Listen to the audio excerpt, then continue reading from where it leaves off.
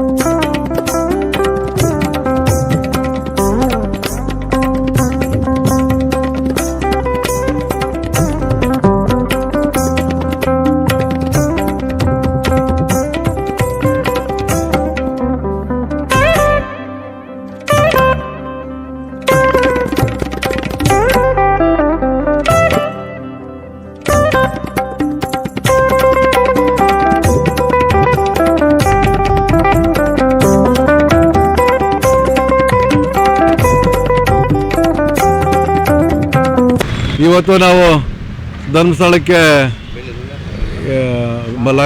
ಮಹಾಶಿವರಾತ್ರಿ ಪ್ರಯುಕ್ತ ಅಲ್ಲಿ ನೆರೆದಿರ್ತಕ್ಕಂಥ ಭಕ್ತರಿಗೆ ಅನ್ನದಾಸೋಹ ಮಾಡಬೇಕಂತೇಳಿ ಹೆಗ್ಡೆ ಅವರಿಂದ ಒಮ್ಮೆ ನಮಗೆ ಆದೇಶ ಆಗಿದ್ದರಿಂದ ಇದು 2ನೇ ವರ್ಷಕ್ಕೆ ಅನ್ನದಾಸೋಹಕ್ಕೆ ಚಂದಾಪುರ, ಜಿಗಣಿ, ನಮ್ಮ ಆನೇಕಲ್ನ ಸುತ್ತಮುತ್ತ ಎಲ್ಲ ಗ್ರಾಮದವರು ದಾನಿಗಳು ಕೊಟ್ಟಿದ್ದಾರೆ. ತುಂಬ ಜನ ದಾನಿಗಳಿಗೆ ಎಲ್ಲ ಸಹಕಾರವಾಗಿ ಮತ್ತು ಅಲ್ಲಿ ಅಡುಗೆ ಮಾಡೋಕ್ಕೂ ನಮ್ಮ SMP ಗ್ರೂಪು, SLV ಗ್ರೂಪ್ ಎಲ್ಲ ಸೇರಿ ಅಡುಗೆನೂ ಮಾಡ್ತಾಯಿದ್ದೆ. ಅಲ್ಲಿ ಬಡಿಸೋ ಕಾರ್ಯಕ್ರಮ ಇಲ್ಲಿದೆ.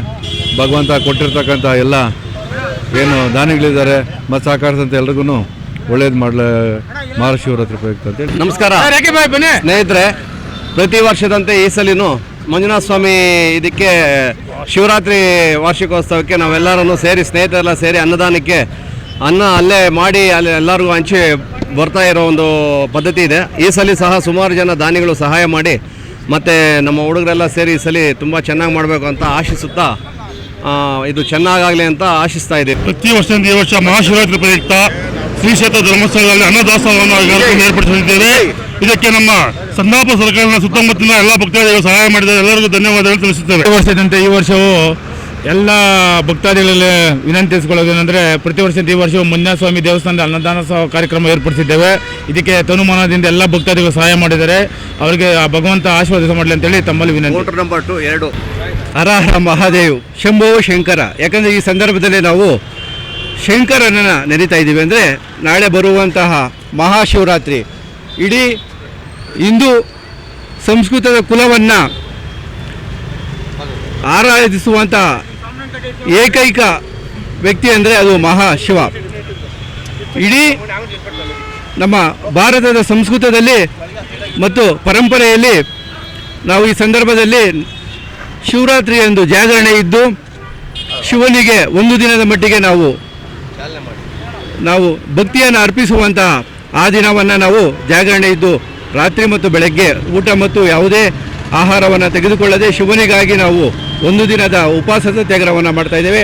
ಆ ಸಂದರ್ಭದಲ್ಲಿ ಚಂದಾಪುರದ ಎಲ್ಲ ಯುವಕರು ಮತ್ತು ಇಲ್ಲಿನ ಸುತ್ತಮುತ್ತಲಿನ ಭಕ್ತಾದಿಗಳು ದಾನವಾಗಿ ನೀಡಿರುವಂತಹ ಏನು ದಿನಸಿ ಪದಾರ್ಥಗಳು, ಅಕ್ಕಿಯಾಗಿರ್ಬೋದು, ಬೇಳೆ ಆಗಿರಬಹುದು, ಎಲ್ಲ ರೀತಿಯ ಪದಾರ್ಥಗಳನ್ನು ನಮ್ಮ ಚಂದಾಪುರದ ಯುವಕರು ಧರ್ಮಸ್ಥಳದ ಮಂಜುನಾಥನ ಸನ್ನಿಧಿಗೆ ಕರ್ಕೋಗ್ತಾ ಇದ್ದೀವಿ. ಅಲ್ಲಿ ಕೌಂಟರ್ 2ರಲ್ಲಿ ನಮ್ಮ ಏನು ಚಂದಾಪುರದ ತಂಡ ಅಲ್ಲಿ ಭಕ್ತಾದಿಗಳಿಗೆ ಬೇಕಾಗಿರುವಂತಹ ಅಡುಗೆ ಮತ್ತು ಊಟ ತಿಂಡಿ ವ್ಯವಸ್ಥೆಯನ್ನು ನಾವು ಮಾಡ್ತಾ ಇದ್ದೀವಿ.